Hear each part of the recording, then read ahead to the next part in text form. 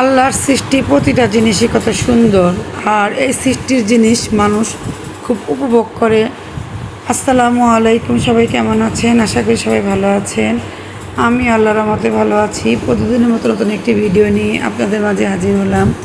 এটা ছিল আপনার গতকাল বিকেলে ছাদে গেছিলাম, একটু আকাশটা মেঘলা মেঘলা, আর চতুর্দিকে দেখেন যখন আপনার পরশু দিন মনে হয় বৃষ্টি হয়েছিল, ছাদের অনেকগুলো জিনিস আপনার উল্টাপাল্টা হয়ে গেছে, আপনার গাছগুলো হেলে পড়ছে।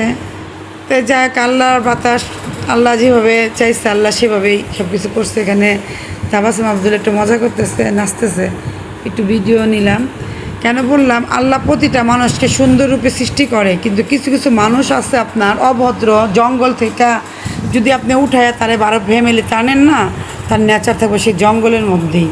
কিন্তু আল্লাহ তো বইলা দেয় না, আমি তোরা সৃষ্টি করছি, তুই মানুষের সাথে খাস্তামি কর, নোংরামি করে থাক। এটা হচ্ছে যার যার মানুষের একটা আপনার চরিত্র বা স্বভাব বা বংশগত সমস্যা। দেখবেন অনেক ফ্যামিলিতে আপনার একটা সুন্দর মতো জীবনযাপন করার জন্য আপনার পরিষ্কার পরিচ্ছন্ন করে রাখতে চায়, কিন্তু কিছু মানুষ আছে আপনার নোংরা। কি ভাবতে পারেন এগুলো কী ধরনের কথা? এগুলো হচ্ছে কিছু মানুষের খাসালতের কারণে বলতে হয়।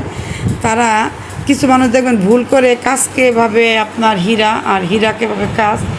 প্রতিটা ফ্যামিলিতে আসতে হইয়া থাকে। আল্লাহ অনেক সুন্দর করে মানুষকে পৃথিবীতে পাঠায়। মানুষকে স্বভাব চরিত্র তো আল্লাহ দিয়ে দেয় না, মানুষের স্বভাব চরিত্র হচ্ছে নিজের কাছে। কিছু কিছু মানুষ দেখবেন আপনার ডাস্টবিনে বসবাস করে সোনার পালঙে থাকলো, তার ডাস্টবিনে স্বভাবে থাকবে। আবার কিছু মানুষ দেখবেন একবারে আপনার পরিবেশ সুন্দরভাবে থাকে না, সে অন্য জায়গায় গিয়ে তার এমন পরিপাটি করে থাকে, তা বোঝা যাবে কি সে রাজমহলে থেকে আসছে। তো এগুলো হচ্ছে মানুষের গুণাবলী, হচ্ছে মানুষের চরিত্র, মানুষের চালচলনে মানুষের সব বোঝা যায়। যে এক বাজার থেকে যখন ধনে পাতা নিয়ে আসবেন তখন একটু ধুয়ে ফ্যানের নিচে রাখবেন, একটু ঝরিয়ে রাখবেন, অনেক দিন রাখা যায়। আর আজকে শর্টকাট রান্না, বিকালে আবার আমাদের অন্য কিছু রান্না করা হবে ইফতারিতে। আর এখানে টমেটো দিয়ে ডাল রান্না করবে, গরুর মাংস আলুদা ঝোল করবে, আর বাদ বাকিগুলো বিকালে রান্না করবে। যতটুকু পারলাম একটু একটু করে ভিডিও নিলাম। আর আপনাকে আবারও বলবো, দেখে শুনে মানুষের সাথে আপনার মিশতে হবে, একটা সম্পর্ক করতে হবে। আমারও আল্লাহ পাক আল্লাহ রসুল ছেলে দিছে, মেয়ে দিছে। আমি যদি কখনও আপনার সম্পর্ক করি, বলবো পরিবেশ দেখে সম্পর্ক করো, ভালো ফ্যামিলিতে যাও, বেশি কোটিপতি দরকার নাই।